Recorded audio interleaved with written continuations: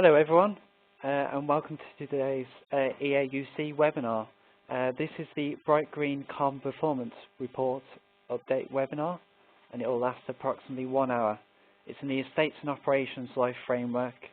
Thank you for registering, and also thanks to Ian Patton, who will be chairing this session, Darren Chadwick, Managing Partner at Brite Green,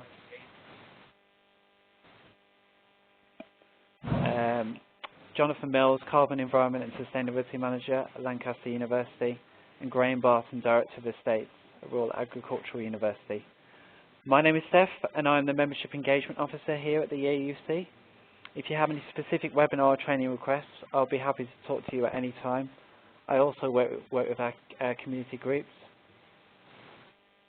So if you have any specific webinar or training requests, I'll be happy to talk to you at any time. I encourage you to join one of our community to practice or regional groups. More information about these and how to join can be found on the Member Zone area of the website. Just a little bit of housekeeping I need to go over. I'm hoping that everyone can hear me well and have working microphones. If you are having any technical issues at all throughout this webinar, please let me know by either posting on the on-screen chat box on the right-hand side or sending me an email to sikirby@eauc.org.uk. This webinar is being recorded and will be uploaded as results with all presentations later on today. Please feel free to email to share these resources with any colleagues or fellow EAUC members. Once the webinar is finished, you will be sent a short survey for us to gain your feedback. Please take a few minutes to complete the survey, as the results will help improve our CPD and events. That's all from me from now. Thanks again for registering, and I'll now pass you over to Ian Patton, who will give a short introduction. Thanks very much, Seth. So my name is Ian Patton. I'm the Chief Executive of the EAUC. I'm delighted to that we're hosting this webinar. It's great to see a packed house as well. Clearly there's a lot of interest and a little bit of concern in there as well, so let's crack on. I think most of us were a little surprised and had probably mixed responses when Brite Green published the Carbon Reduction League Table for English universities some weeks ago. So representing our members, the EAUC entered into a dialogue with Brite Green to understand really what they were about, why were they doing this, what are their hopes and aspirations for this bit of work, and to question the methodology. We represented our members in that dialogue. We do recognise that actually these are testing times for sustainability, carbon reporting, accountability. And we do recognise that this league table did stimulate really quite an interesting discussion and debate amongst our members, and this webinar is continuing that. You know, we recognise that there are challenges and disagreements over relative versus absolute targets. Is there a disconnect between our university carbon strategies and actually our university's commercial strategies? Are they talking to each other? Are they written by the same people? What about the accuracy of our HESA EMR data? And what about the target data that we've put into the public domain? Where do we stand by that now? And does it really matter? Where's HEFCE on all of this now? Then we, having had that early conversation with Darren at Brite Green, you know, we understand that this is something they would like to contribute to the sector, not just in England, and to do it regularly, annually, and the new EMR data is now out. So what can we expect there, and are we clear and confident in the data that might be used in there? And then in the context of where we are going in terms of University League, the EAUC, AUDE and ARUP Green Scorecard development, where does this fit? Is there a role for this type of input? So let's crack on. I'm really delighted that Darren Chadwick is going to take the floor now and tell us a little bit about what their research found in terms of are we on target or not. I'm particularly delighted then that we've got two really cracking members, Jonathan Mills at Lancaster and Graham Barton at Royal Agricultural University, to give us their insight. But Darren, I now hand over to you and thank you for your interest here. Off you go. Ian, thank you so much for that very useful introduction, and It's always known that we can be surprising, if not necessarily intentionally. So as Ian said, we, I suppose, undertook this piece of analysis, I suppose, in the first instance, off the back of a piece of work that we've been doing with Graham. We were looking at his carbon management plan and where he was going, and it seemed that actually there were some very interesting stories coming out of the sector. We had a look at, I suppose, where kind of the level of and the quality of the analysis that had been undertaken at the sector level, and I think it struck us that there was useful information that estates managers, carbon managers, energy managers at universities, would benefit from seeing. So we've set out three things for this webinar. One is to talk about the report that we've just undertaken, talk about the methodology, some of the findings.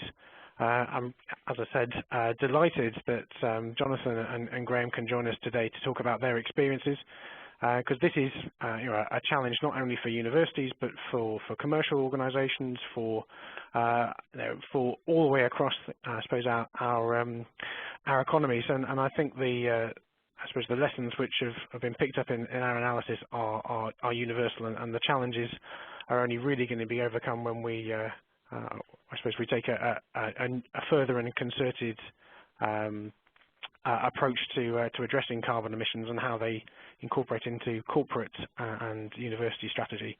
And finally, we're going to spend a little time looking at kind of our proposed updated methodology. So without further ado, I'm going to kind of crack into a couple of moments about us, because as Ian said, we may not be I suppose on everyone's radar. We're not ARUP, we're not a large organisation, but we are I suppose, a sustainability strategy company. So let me give you a couple of seconds to explain who we are and where we're coming from, and why the analysis that we've done fits into, I suppose, our worldview. So we're a sustainability strategy organisation, and predominantly we work with organisations just like yourselves to understand how sustainability issues interact with corporate strategy. We have four main areas in which we work: sustainability strategy, management systems, implementing solutions, and sustainability reporting. All the information, if you want to know a little bit more, is on our website, but I just want to give you a little bit of background more generally. We've got a number of things that we do with carbon management services. We do energy and carbon data assessments. We can review carbon performance to date. We've obviously done a little bit of light analysis in part of the sector reports, but we've gone in and provided more detailed analysis for institutions where this is helpful. Performance against 2020 targets, which I think is something that's on a lot of people's minds at the minute. Many people are updating their targets and looking at how they're performing, whether the strategy they put in place is working, and that's something we've been able to help organisations with.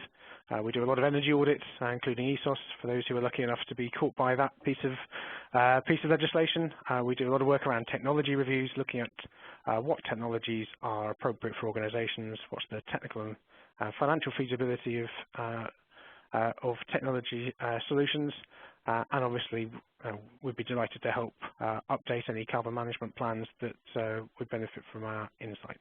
But today really isn't an advert for what we do. I really want to get into, I suppose, the discussion. And as Ian said, this is a very interesting place that you guys find yourselves in. So, yeah, anytime you have any questions or any thoughts, please do fire away in the chat box. One of the great benefits of having a webinar is that we can have a live and engaged debate. So any questions, thoughts, yeah, fire away into the chat box, and hopefully we'll be able to pick up as many of those as we can. So the objectives for the report, which is maybe a useful place to start. Really, there were four of them. The first one was to undertake robust, independent review of emissions performance in the sector. We wanted to provide resources to support university, environment, energy, and estates managers, which is why we produced, I suppose, individual reports for all 124 institutions that are funded by HEFCE. Obviously, we produced the sector report as well as the league table to provoke and stimulate debate. And I think, given Ian's and I's my conversations over the last few months, clearly a lot of debate has been provoked, which is excellent. But we also want to provide kind of a transparent comparison between institutions. And I think the nature of that transparency is something that would be willing to and quite eager to explore with you. Just a little apology. I've set these slides out so they can be understood without my dulcet tones coming over the top. So if there are loads of words on, please maybe just focus on the high level stuff, and you'll have a copy of all of these slides distributed after the webinar, and of course a copy of the podcast as well. So our methodology, something which is something that's very interesting to get feedback on. We wanted to look at historic emissions data. So we took the data from HEFCE and HESA all the way back to 2005, determined kind of emissions trends for each institution and the sector in total. We took can everyone make sure they're on mute? Sorry. Perfect. Thank you. We took HEFCE and HESA data, and I think one of the issues that we had when we were kind of looking at how best to analyse the sector is that there were, I suppose, a wide range of quality of data, and some of the HESA data that we saw was quite messy. Some was reported in kilograms, some in tons, but it wasn't always clear. And so we took the baselines and the targets from the original carbon management plan plans which were set up in 2011, and that was our starting point. The kind of data over time all came from HESA, and obviously that comes with its own health warning, I suppose. What we did do, as something that I've not seen done before, is try to forecast emissions based on reduction rates. So we've looked at each individual institution, calculated their reduction rates to date, and forecast out to 2020. Obviously, forecasts come with a very heavy health warning, but that seemed to me a useful thing to look at, and something that's definitely going to spark debate, and I think that's a very healthy place to be. We also looked at whether the sector is able to hit its targets and understand what targets that institutions have set. What does that mean in terms of a sector reduction? So a graph that I'm sure you all will have seen is kind of this analysis of performance to date.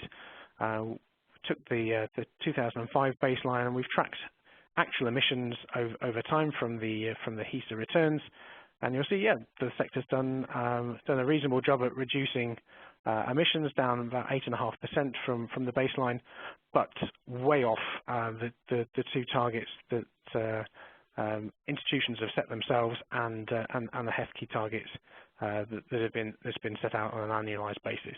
And I think that's the common story that's I suppose that lots of institutions all the way across the UK are facing.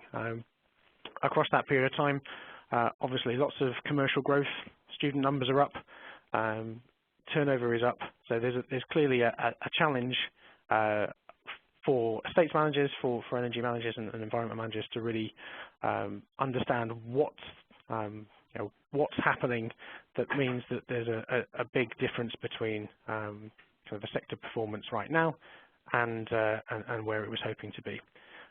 One thing that's really important to note is that lots of institutions are doing incredibly well in terms of carbon reduction, and lots of institutions are increasing. Now, the reasons for that, I'm sure, are all as individual as the institutions. Some will be starting from a very lean baseline and growing very quickly. Others may have had a dirty, leaky estate and have done very well to address that. And I think what we wanted to do was highlight there's a big differences between institutions that we've seen over the period of time. So the key trends: sector has reduced by 8.5%. The forecast that we've calculated is only 21% out to 2020, which obviously is only about half of the 43% HEFKI target. There's a real variation in emissions between the institutions. Some universities and colleges have made significant reductions to date, but many are kind of behind their carbon reduction targets. The key challenges that we picked out: carbon management plans may have overestimated achievable reduction opportunities. I think a lot of that maybe comes down to consultants saying, well, these are all feasible, or in fact teams saying these are feasible, but whether or not they get implemented or whether they deliver the reductions that were expected is always up for debate. Commercial growth is a real challenge. It drives emissions up, and for a number of institutions, reversed reductions that we may have seen from technology fixes. Big challenge which Ian related to was estates and commercial plans often don't align at all well, and I think that's a challenge that I suppose many of you are facing. And the key challenge is the data quality varies quite widely between institutions, and that's something that we're hoping to address with our new methodology. So we had 5 recommendations. The first one was for institutions to review their performance to date, make sure they know exactly where they are, have the carbon management plans that have been implemented delivered the expected reductions, have they been implemented as effectively as they could be? Have things failed? Have things not been implemented? What were the reasons for that, and what learning can individual institutions take and share with the sector? Look to align the carbon management plans with commercial strategy. I think this is a key area, and I think one that isn't always particularly easy. Now is obviously a very good time to look at new reduction opportunities. Costs of technologies are reducing in lots of places as they become more mature. It may well be that there are new opportunities in the estate that's worth reviewing, and obviously updating carbon management plans is an excellent time to do it. 2015 obviously being halfway between the start and the finish of this target period. So obviously published the report, and we've had some very interesting feedback. One of the key questions that's come up time and time again is about targets. What's the right target? What's a fair target? And to a certain extent, I think as our approach is to be, I suppose, independent in the sector. Where we stand on this is we'll happily analyse anything that the sector decides to go with. From a science perspective, I would say that absolute targets are definitely what we need as a sector and as an economy to really kind of achieve reductions that limit our emissions to under the 2 degrees that's been repeatedly mentioned. And I think COP21 is going to be something that's going to be very interesting to follow. Obviously, that penalises some institutions and benefits others. So I think that's a very interesting debate and one that should be had. We've talked about the disconnect between strategy, carbon, and commercial. We've talked about data as well, and I think that's a key issue that we're looking to remedy in our new methodology. And I think one section of feedback is how to publish this information. Is it about full performance list as we published last year? Is it just about top performers? My feeling is that it should be about transparency and disclosure and working together as a sector to achieve the targets that I suppose the climate science is asking us to do. But I'm more than happy and very keen to hear your thoughts and feedback. So maybe there's I suppose a couple of minutes here if anyone has any particular questions about what they've heard or what they've seen in the reports and want to raise them, then yeah, absolutely feel free to fire away now.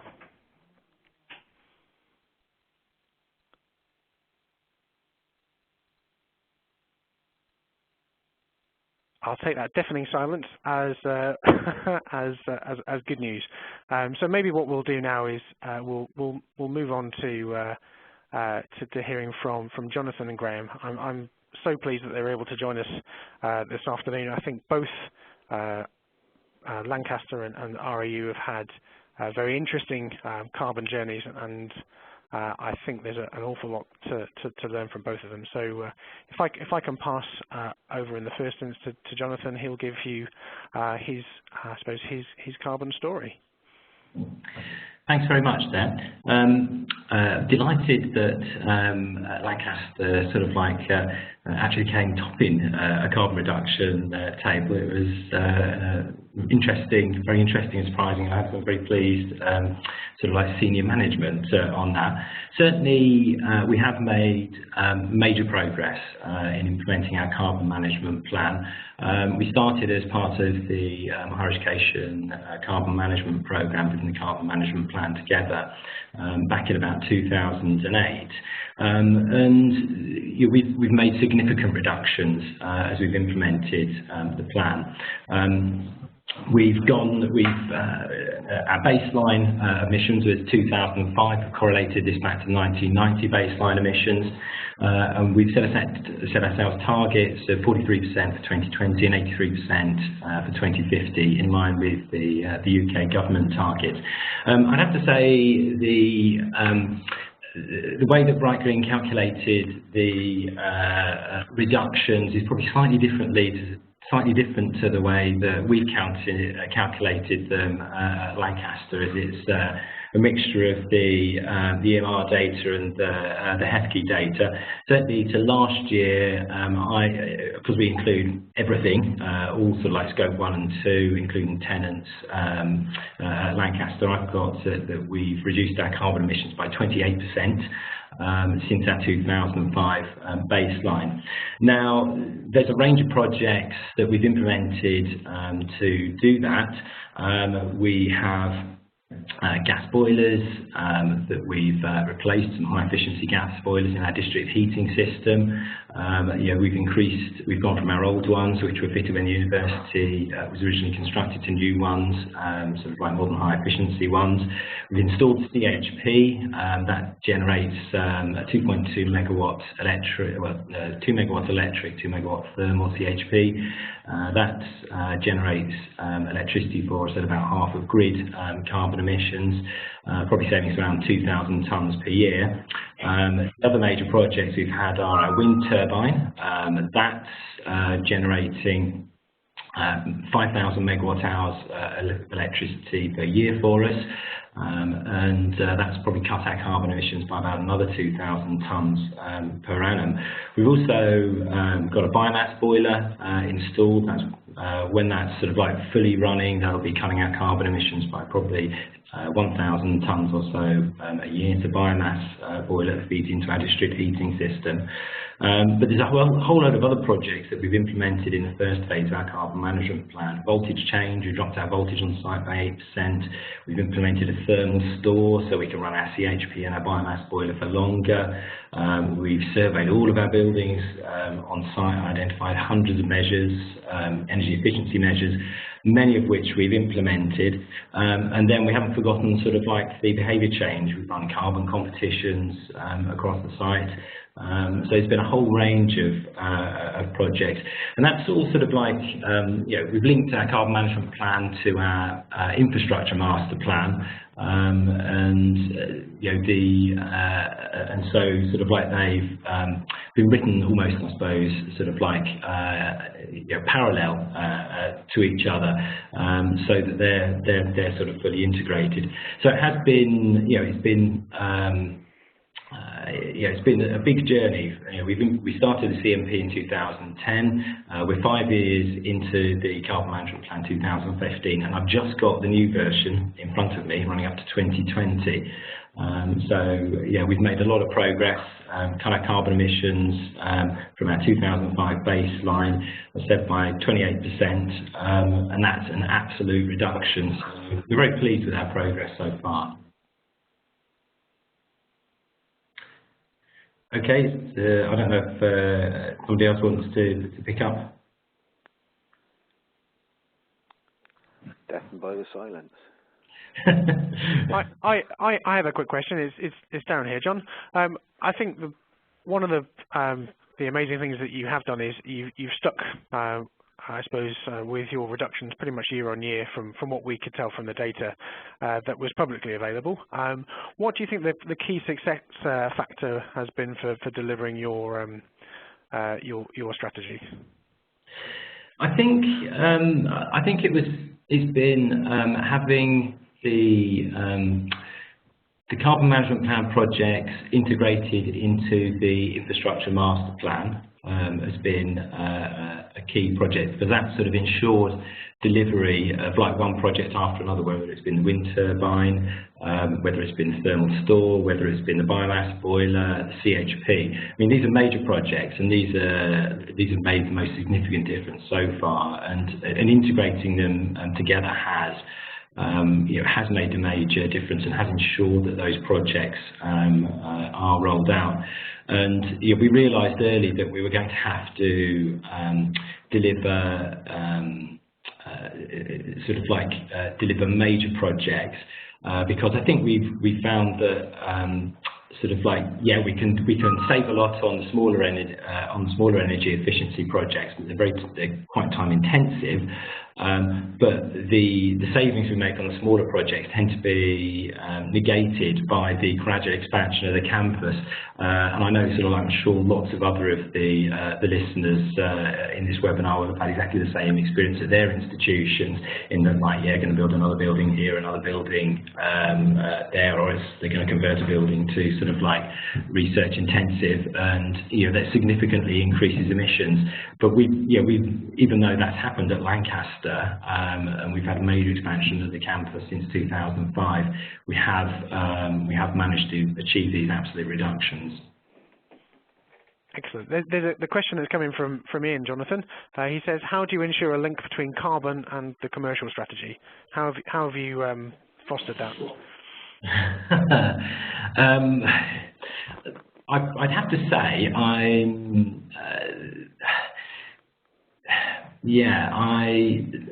I'm not sure we're completely there yet with that. Certainly for scope 1 and 2 emissions, I suppose one of the areas where we do cover it, all of our buildings are built to relatively high BREEAM standards. We go for BREEAM Outstanding. We've gone for BREEAM Excellent in the past. We go for BREEAM Outstanding for new builds, and we go for BREEAM Very Good for refurbishments, because we've had a lot of 1960s buildings at Lancaster that we're gradually refurbishing. So on the commercial side, as the campus has gradually expanded, we've obviously tried to integrate energy efficiency and low resource use, grey water recycling, etc., into our buildings. So yeah, they are integrated in that respect.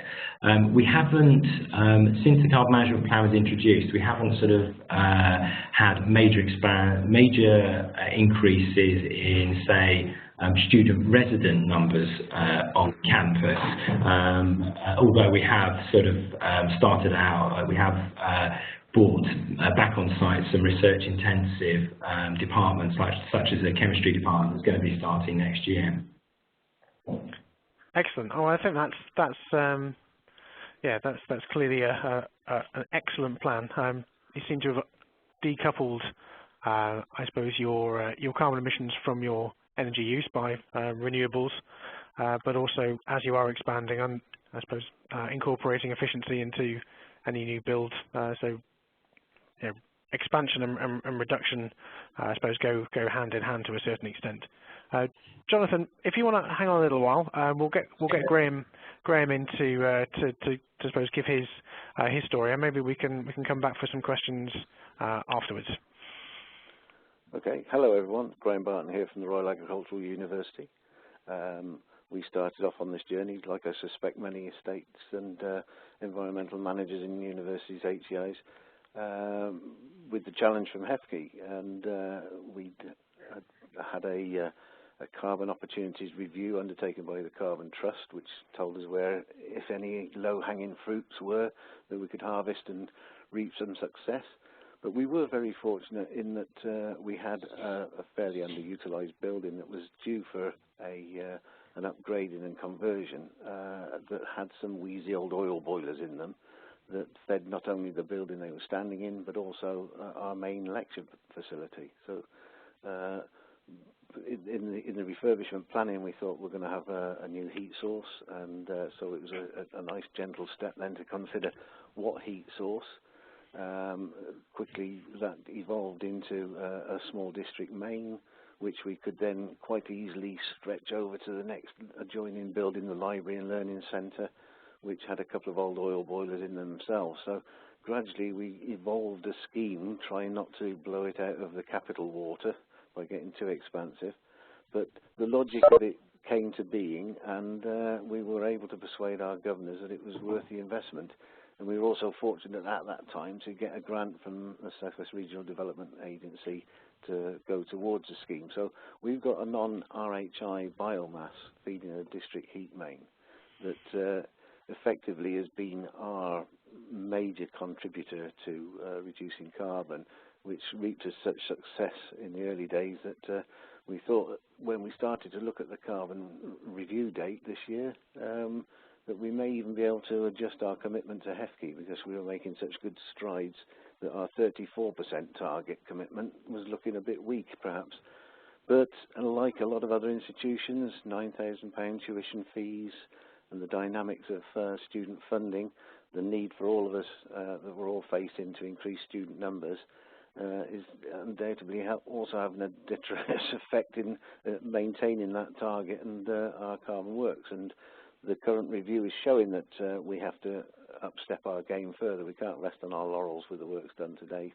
We have to move on. But we have opportunities. We've got some old energy inefficient buildings that we're looking to replace or refurbish. We've recently actually tackled the historic main building on the campus and removed some horrible old oil boilers in the basement there, replaced it with a high efficiency gas boiler with a thermal store and a set of pipes neatly lined up for connecting to a district heat main when we can develop a bit further down the line. So we've got a lot of ambitions, and if as long as we can persuade the funding to keep up the capital works, we'll make our target.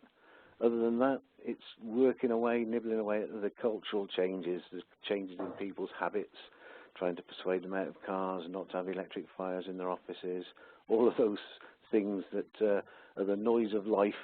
We've made significant investment in external lighting. We were surprised ourselves to find how many of the old-fashioned SON external street lights that we had around that we've gradually replaced with modern LED ones. And they're making an excellent business case. The investment is solid for that. So we're very pleased generally in what we've done.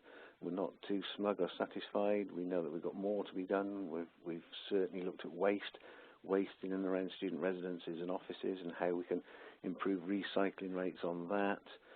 Reduction of landfill. Water's something that we're heavily looking at now, and we've just invested in our first batch of waterless urinals. So all sorts of things happening, and we're really pleased. We're making some good success. We've managed to keep pace with the increase in campus. We have increased our footprint already, but we've still managed to stay on track. Although I must admit the Brite Green review shows us that we're just starting to wobble now, but we're hoping we'll come back on that. Excellent. Thank you, Graham. Quick question from Ian. He seems to come in and says, what happened to your emissions in 2009? Well, that is a dynamic where our student numbers, 2005, our student numbers were the lowest that they'd ever been. We'd joined HEFCE as opposed to being a private institution in 2000, and we're readjusting. So our student numbers were very low at that 2000 mark and started to peak against our buildings at that point. We also, you know, we were running some very inefficient build. It was from 2009 that you can see the biomass kicking in. 2010 it really started to come online. We were a bit late in getting it started for the heat season, but from there on you can see the rewards of it being coupled up and providing heat. Wonderful. Graham, I've got a question, and it's about resources. Sure. You see lots of organisations see environmental issues, and they think, oh, we'll get a voluntary green team, and they'll do all the work, and they'll do a brilliant job. But you've taken a slightly different approach, haven't you? Well, we've gone at both angles. We try and encourage staff and students to do the right things. I think if you enable people to do the right thing, there's a good chance that they will do the right thing. So segregating waste at source, you know, is the best thing. So we just literally put 2 bins in each office, and we've got a collection system that works that so that we've segregated it before we start. But that said, it is the big capital schemes that win the marks, and we just keep berating. You know, we have got a rolling capital programme, and we're fortunate in the sense that our governors are supporting that, and we just have to build into that. You know, people talk about BREEAM standards. You know, we've always aimed to better that where we can, especially where the heritage buildings creep in. That becomes a little bit more challenging. But we just keep drilling away. And the phrase I'd like to use on this is investment engineering. And if we didn't do it now, in 10 years' time, we'd be kicking ourselves. You know, so it's just, you've got to keep tapping away, inculcating the message, getting that cultural mindset that we have to do this thing. John, can I bring you back in, because there's a question which I think a number of people are asking. Kirsten asks, and I think Rachel asks as well, about the HEFCE targets. What are the penalties for not hitting those targets, and is that something that's been driving your investment decisions? The penalties for not hitting the HEFCE targets. Originally, this was related to the availability of capital funding for HEFCE capital funding in future years, as far as I understand.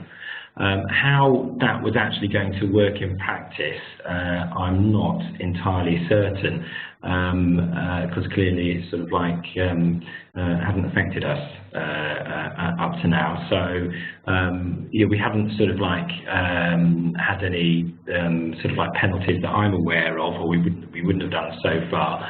I mean, turn that on its head, from an institution, the benefits of what we've put in place in terms of some of the pieces of equipment sort of like have been quite significant financially, as well as in their carbon reduction. So it's been, for example, the wind turbine generates effectively £500,000 worth of electricity a year, and we get £250,000 feed-in tariff from that. And the payback on it has worked out to be way quicker than we'd originally thought. So our finance department has been very happy indeed with that. Similarly with the CHP, that turned out to have a very short payback and financially be very sort of like beneficial for us. So with the major pieces of equipment, it's financially it's generally been sort of like very favourable. Interesting. So the business case for you isn't just stick from HEFCE, but it's more commercial, financial business case for large scale investment.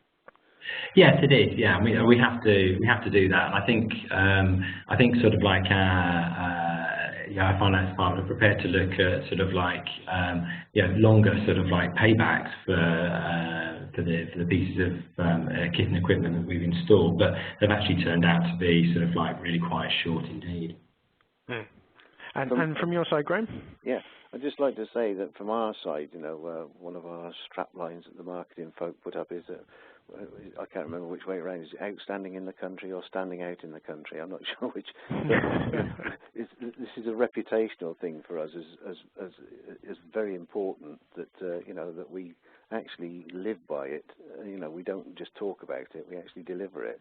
And so, you know, all of the things that we put into practice are picked up by our academic staff, and they utilise an awful lot of it. So, you know, they show our students around the biomass. They take them out to where our wood suppliers come from, etc., etc. You know, so it's very much part and parcel of living by the sword. Perfect. That's excellent. Well, Graham and John, thanks so much for your time and contribution. I'm sure that you know, if people have questions, they'll be more than happy to file those over if you'd be happy to take them. Yeah, our website and email addresses are all available, so I'm more than happy to contribute. Yeah, and if people are interested in getting into a bit more detail on the Lancaster project, if they just hop onto the Lancaster University website and type in sustainability, it'll take you to the sustainability pages where it's got further details of all our carbon reduction projects. That's wonderful. Thank you, John. Thank you, Graham. I think at this point we should maybe move on to the final part of the webinar, which is about I suppose the revised methodology. Thank you. Bye-bye. So we had three, I suppose, drivers for change. One is to improve data quality and reliability. Obviously, that's made abundantly clear from Jonathan's case study. Respond to feedback from the sector. We've obviously had a lot of interesting and useful conversations with individuals, and that's something we've tried to listen to and incorporate into our future analysis. We also want to make sure that the methodology aligns with the sector and the national objectives. So we've made a few changes to the methodology. The first is to move away from the HEFKI data and move to HESA. And I think one of the key reasons there is that obviously that gets updated on an annual basis, but we have had a few issues with data that we've pulled directly with institutions going, well, that's not the number that we thought, or that's not the number that we recognise. What we've decided to implement is a very straightforward data check and review system. So we've set up a section on the website which allows you to request the data from us. It'll give you just your data, and it'll be wonderful if you can request that data and have a look over it. It's only a few data points, so it shouldn't be an onerous process, which is obviously something we're trying to avoid giving you guys more work. But that should give us a lot more confidence in the data quality and its robustness.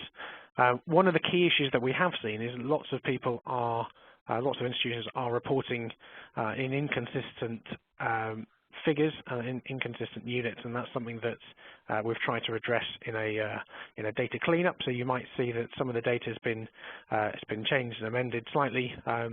So do keep an eye out on that, and if those are reporting issues that you're finding cover lots of parts of your EMR return, then maybe that's something that would be useful to have a conversation about.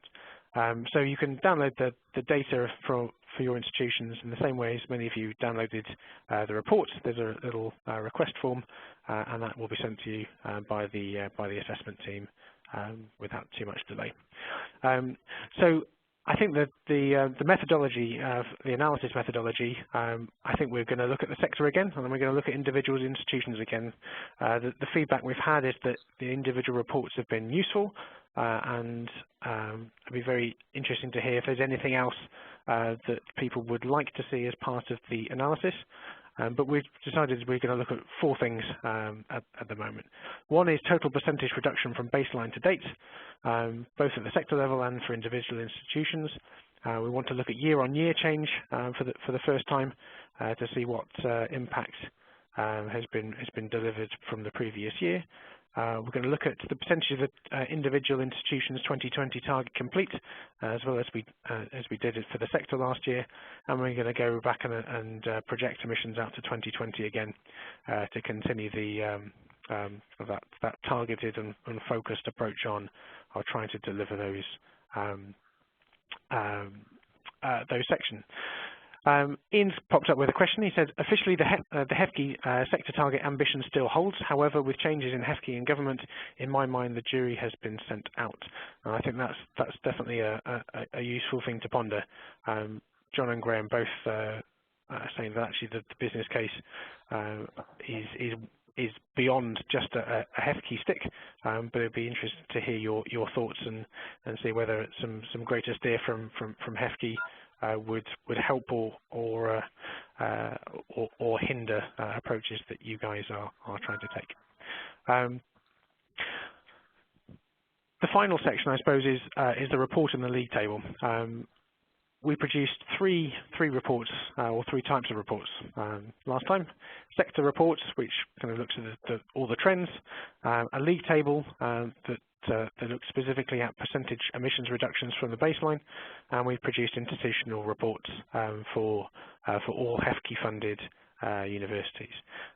Ian did say that we were looking at trying to get non-English universities into our analysis, and we're doing our very best to identify the best route to get those data sources. I understand that EAUC are actually already undertaking some analysis for Scottish universities, so we're hoping that we'll be able to expand this process to cover all of the UK. But these are the, I suppose, the approaches that we intend to take for those three types of report. It'd be interesting to hear people's views on the list, whether it was helpful, whether there are things that you'd like to see. We've decided that it'd be useful to add some additional aspects to the league table. One, progress against 2020 targets, and a look on year-on-year change to see who are the guys who've delivered big savings in a year-on-year, and maybe try and get some feedback from them. And also to understand who's doing well against completing their targets. There are three key dates which I suppose you need to have in your mind. The first is today's date. The date is available from our website from today. Do feel free to request that from the team. We've asked that people get that back to us, or any changes requested, by the end of July. It means that you guys don't have to worry about doing any work over the long summer break, or at least in relation to this.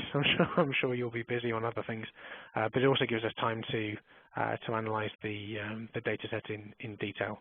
So there's about 6 weeks or so available for reviewing the data that's now available. And we plan to publish the report in September to align with the start of term. So a question from Suzanne. I said, hello everybody. Is it the same in other institutions that the baseline figures have changed because of the changes in the carbon conversion factors, especially the change in electricity from rolling average to a yearly factor? I think that's a very interesting question. I'm not sure. From our conversations with quite a few institutions, some of it has been a rescoping. So some institutions have grown or have merged with others and have have rebased their emissions trajectory, which I suppose is an interesting challenge to be faced with. Obviously, the sector analysis is quite tricky to undertake if there's a shifting baseline, but obviously from an institution perspective, that makes a lot of sense. So we've got a couple of questions coming out, because I think this is about the end of what I'd hoped to talk about. So we'll move onto some questions. Keeson says, I think the accurate data is really important. As you say, the latest EMR record still has figures in inconsistent units. Should we be talking to HESA about it? We obviously will raise this issue with HESA. I think it's obviously a challenge to get, I suppose, all the data points which institutions respond to and make sure they're accurate. But we will pick up all of our revisions and send those to HESA, and we'll do our very best to work with them. had another question. EMR data is fairly limited compared to what most universities report on their carbon emissions, excluding tenanted space, non-usable space and other areas. Will there be a provision to include these in the league table? Our approach has been to, I suppose, keep the level of burden of analysis to a very minimum, especially for you guys. I know that reporting I suppose has increased significantly over the last few years, and our plan is to make this as straightforward and as simple as possible, and also to I suppose give us some robustness to the analysis, to use a single data source which has I suppose similar reporting scopes. More than happy to look at other implications or the implications of including other data in, and how straightforward that might be from the sector. So potentially that's a conversation that's worth having. And if people want to drop me a line directly, my email address is up on the screen, and I'll be very interested to keep that conversation going. So Ian asked, is the league table beneficial? Yes or no? It'd be interesting maybe by just a quick straw poll to see what people think. Is the EMR, is the league table a good idea, or is it a bad idea? Yes or no?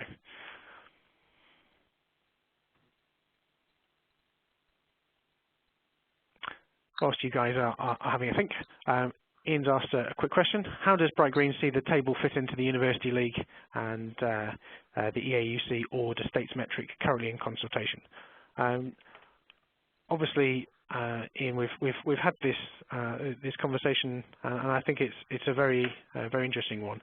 Our approach and the reason, one of the main reasons for undertaking this analysis, is to provide useful information for estates managers, for people working within the institutions to support them.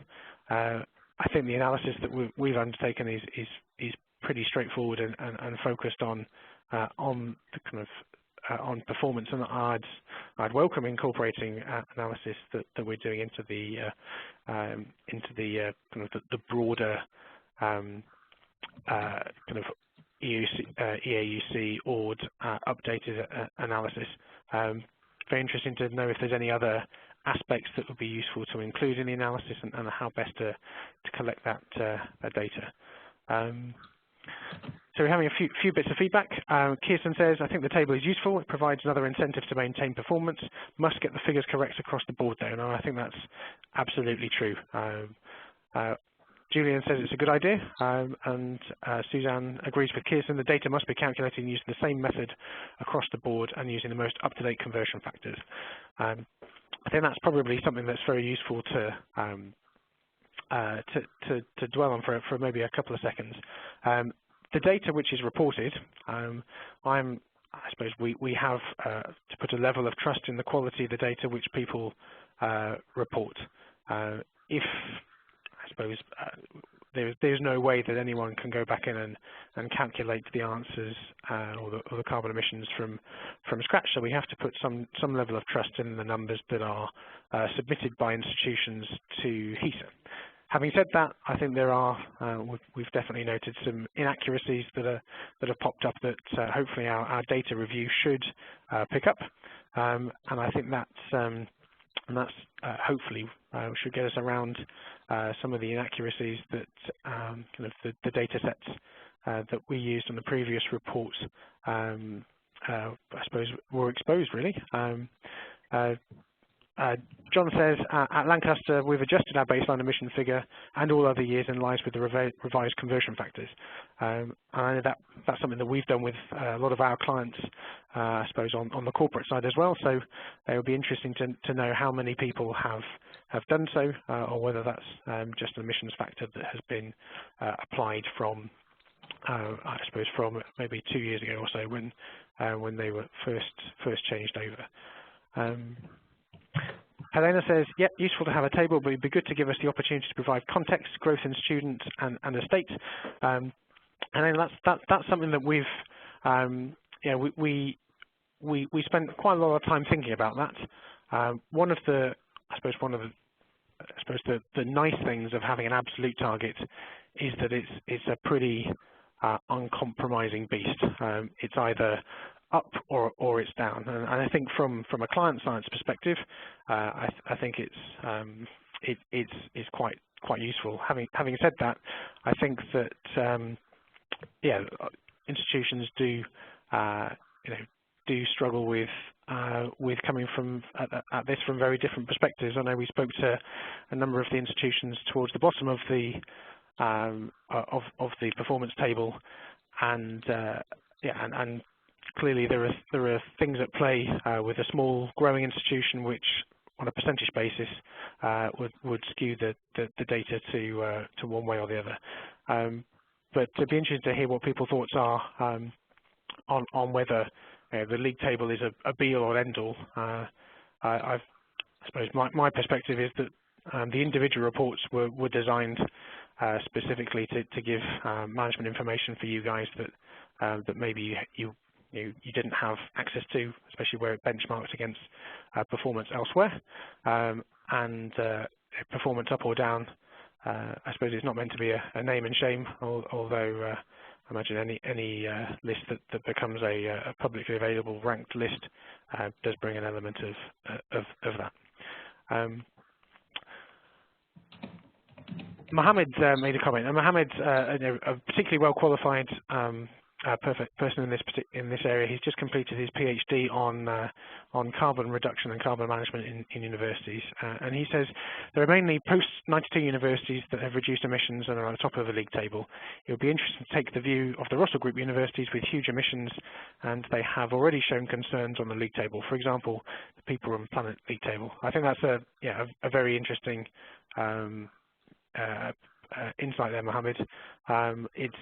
It's clearly easier to make reductions if you don't have grade 1 listed buildings as the majority of your estate. Having said that, there are some incredibly interesting case studies of programs and projects that have delivered some pretty impressive carbon savings in constrained examples or in constrained circumstances. I have some more questions come up.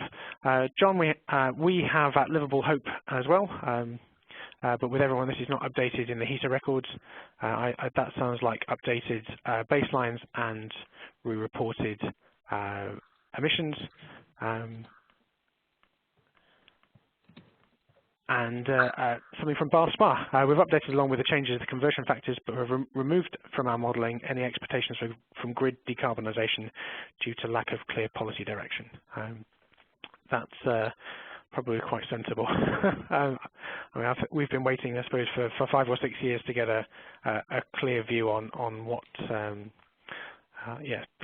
grid strategy is going to be, and I'm still not entirely sure how, kind of at a systems level, the UK is going to be addressing the decarbonisation challenge. I think we just have a couple more minutes. If anyone has any further questions, it'd be wonderful to hear from you directly.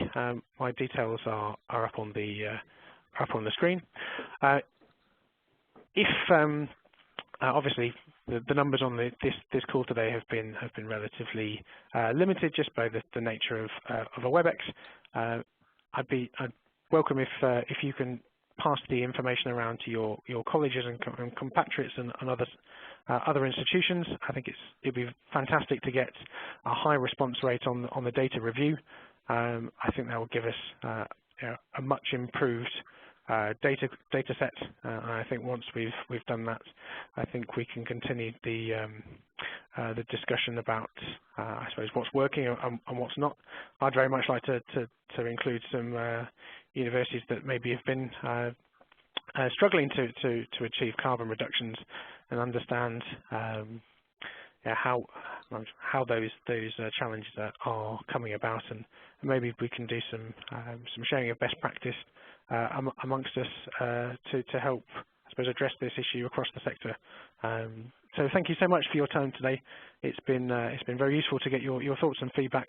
The slides will be coming around along with a copy of the podcast.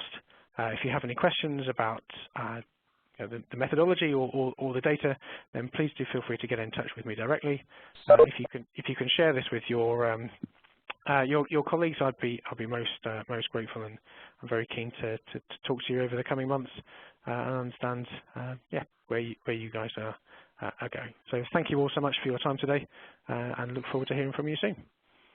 Aaron, Ian Patton here. Thank you very much to you for hosting that so well, and very much to Jonathan and Graham. It's a fascinating area. Next few weeks I meet with AUDE, ARUP, People and Planet, and others from the EAUC to look at where we are in terms of not just carbon reporting, but wider sustainability reporting. There are great concerns in terms of lack of policy drivers, but also now lack of tools to actually help us do that. So this is a very valuable webinar. Thank you all for your time. Really grateful. It is being recorded and will be available. Please do distribute it. Let's continue the dialogue on the EAUC GISMIL. Thanks very much, everybody. Goodbye. Thank you. Thank you.